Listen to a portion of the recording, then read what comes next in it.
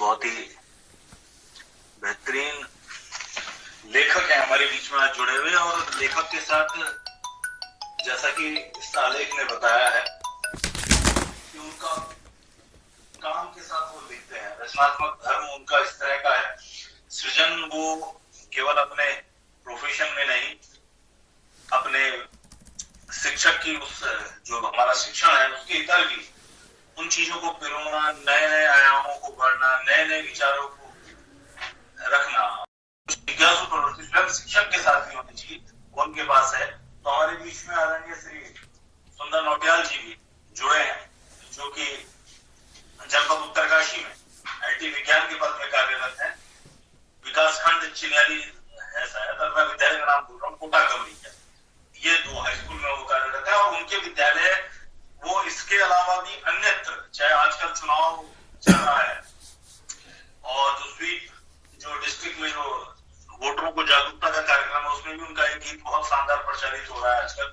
वो गीत भी लिखते हैं, कविताएं भी लिखते हैं, व्यंग्य भी लिखते हैं, और साथ साथ में इस तरह की विज्ञान जो लेख हैं। और सबसे बड़ी बात है, बहुत ही ऑनेस्ट और समर्पित शिक्षक हैं। तो भाई सुंदर नौटियाल का इस वॉलंटरी फोरम श्रीनगर के इस पटल पर बहुत बहुत स्वागत है, अभिनंदन है। फिलहाल उनके स्वागत में इतना ही, धन्यवाद जी। तो थैंक यू कमलेश सर। तो सुंदर सर, आपका बहुत बहुत स्वागत। तो हम सभी लोग मिलकर के जो स्वैच्छिक शिक्षक का मंच है, इस कार्यक्रम को पिछले 3 सालों से आगे बढ़ा रहे हैं, जहां पर हम कुछ लेखों को साथ में पढ़ते हैं और उस पर चर्चाएं करते हैं। तो इस बार दोनों के दोनों लेख आपके पढ़े जा रहे हैं, उस पर हम सभी लोग मिलकर के बातचीत कर रहे हैं। तो एक क्योंकि हमारे ही साथ में और ऐसी ही परिस्थितियों में आप भी काम कर रहे हैं, तो साथ में ये भी कि किस तरीके की ये चर्चा रही और इस लेख को लेकर के क्या आपके मन में चल रहा था, कैसा वो अनुभव थे, क्या कैसे ये विचार आए हैं, इसको लेकर के 5-10 मिनट हम आपको भी सुनेंगे इसके बाद। तो हम लोग सुंदर सर की तरफ चलते हैं और उनसे जानने की कोशिश करते हैं कि उन्होंने जो दोनों लेख थे उनको लिखते हुए उनके क्या विचार थे, क्या प्रक्रिया उन्होंने बच्चों के साथ की है। तो मैं स्वागत करती हूँ सुंदर सर का। तो सर, आप अपने विचार रखिएगा। और आपने दोनों लेख सुने हैं हमारे शिक्षक साथियों से, तो उस पर भी आप अपनी टिप्पणी रख सकते हैं। तो स्वागत है सर आपका।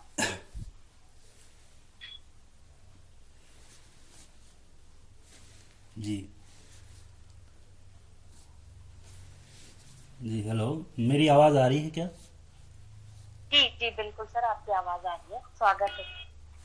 बहुत बहुत धन्यवाद। सबसे पहले तो ये जो शिक्षक स्वैच्छिक मंच है, इनका बहुत सम्मान के साथ मैं धन्यवाद करना चाहता हूँ। और सही बताऊँ तो मुझे आज सुबह जब जोशी जी ने शायद ये मुझे व्हाट्सएप में भेजा था ये आमंत्रण, तो मैं दिन भर देख नहीं पाया इसको।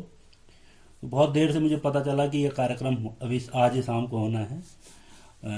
तो मतलब एक जो हर्ष है मेरे अंदर, उसको मैं व्यक्त नहीं कर पा रहा था, और बहुत ही मतलब एक असीम आनंद का अनुभव कर रहा था। क्योंकि ये अनुभव इसलिए नहीं कि मैं किसी मंच पर पढ़ा जा रहा हूँ, बल्कि ये इसलिए है कि एक शिक्षक को कुछ और शिक्षक साथी हैं जो एक शिक्षक के कार्य को और उसकी कार्यशैली को समझने की कोशिश कर रहे हैं।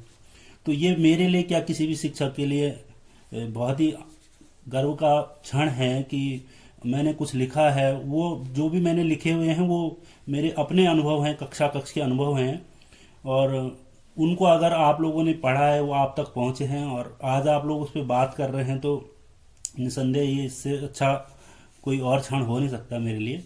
तो आप सबका शुक्रिया कि आपने मुझे इस काबिल समझा। ये दोनों लेख जो हुए हैं, ये अपने कक्षा शिक्षण के अनुभव, मतलब पढ़ाते पढ़ाते ही ऐसे कुछ अनुभव हुए हैं कि मुझे लगा कि इनको दर्ज कर देता हूँ। और कई बार होता क्या है, दरअसल मुझे क्या लगता है कि हम शिक्षक जो हैं हमारे जीवन में हर दिन, मतलब शिक्षक ही एक ऐसा पेशा है जिसके पास हर दिन कुछ नए अनुभव होते हैं। तो वो अनुभव हमारे बच्चे होते हैं जो जिनके साथ हम काम कर रहे होते हैं। तो हर दिन का कुछ नया अनुभव, और उस अनुभव को अगर हम दर्ज कर पाएं तो शायद इससे बहुत बेहतर लेख बनेंगे। और वो हम सब लोग आपस में साझा भी कर रहे होंगे, पढ़ भी रहे होंगे।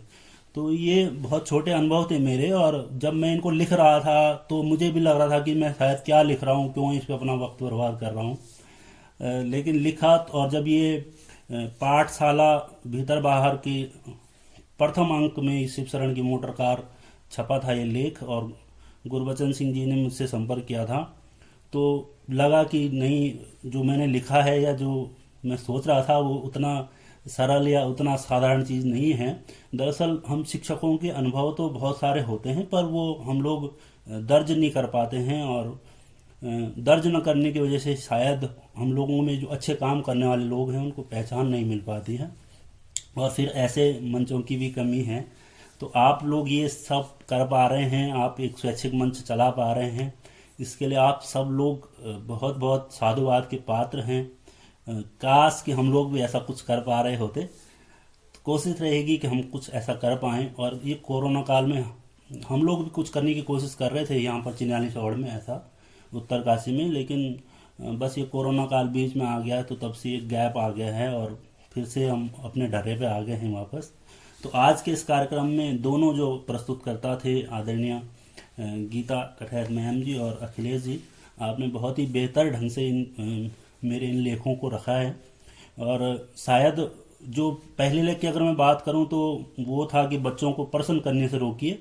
मैं नकारात्मकता से नहीं, बस लिखते लिखते एक व्यंग्यात्मक शैली मेरे दिमाग में आ रही थी कि दरअसल अगर हम किसी को सीधे सीधे बोल दें कि यार हम शिक्षकों में ये दोष है या हमको ये करना चाहिए वो करना चाहिए, तो हम लोग नकारात्मक बहुत जल्दी हो जाते हैं।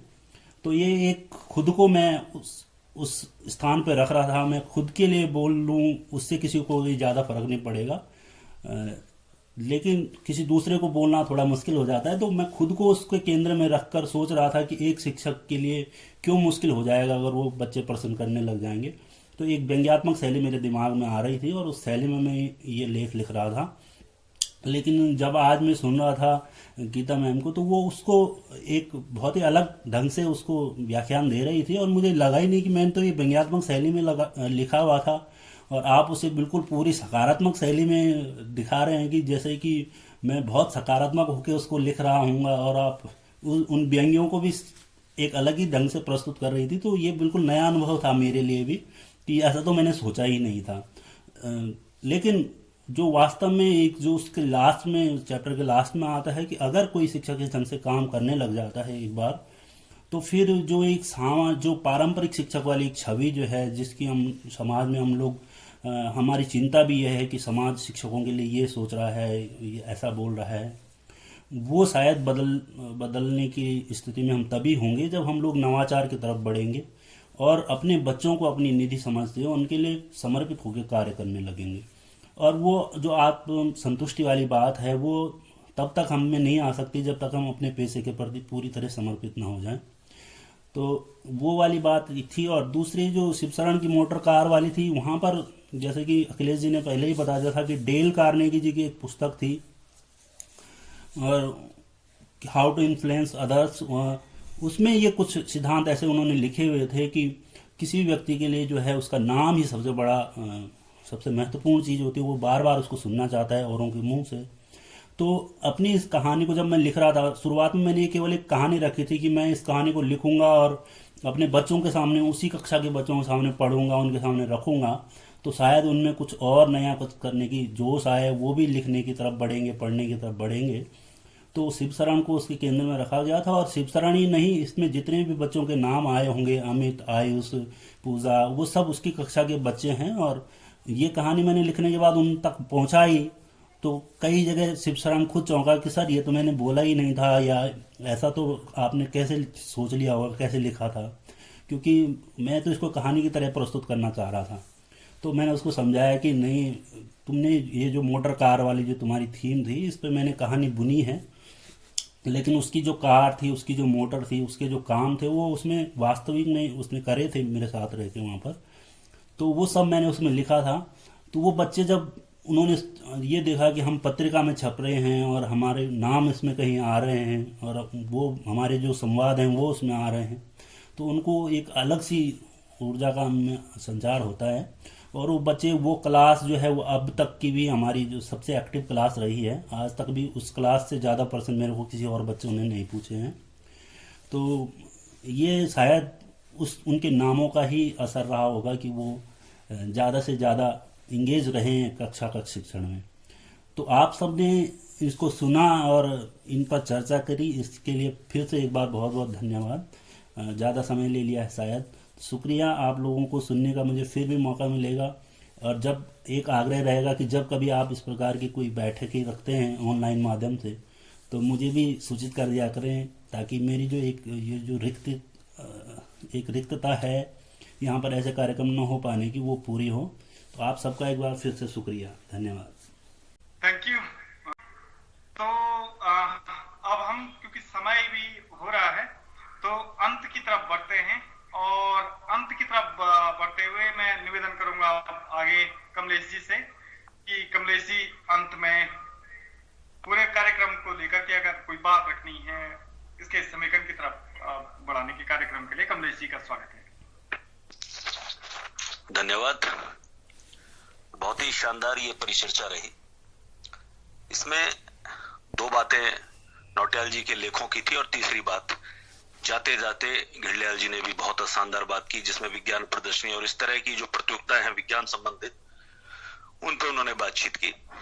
देखिए, अगर जो दो लेखों की बात करें तो एक तरफ शिवशरण की मोटर कार है, और दूसरी तरफ जो पहला जो उनका पार्ट है, वो दरअसल वो पहले पार्ट से वो दूसरी कहानी निकल के आती है, जिसमें कहते हैं, जिसमें नेगेटिव भले बोलते हैं, लेकिन वो कहीं ना कहीं ये कहते हैं कि एक शिक्षक को चाहिए कि वो एक ऐसी चुनौतियां प्रस्तुत करे कि जिससे इस तरह के बच्चे ऐसे विचार निकल करके आए और स्वयं के लिए वो स्वयं एक जाल बुने, ताकि उसको फिर उसमें बेहतर काम करने का मौका मिले। तो इन दोनों प्रक्रियाओं में देखो तो इसमें मेन चीज है शिक्षक का सशक्तिकरण, एम्पावरमेंट ऑफ ए टीचर।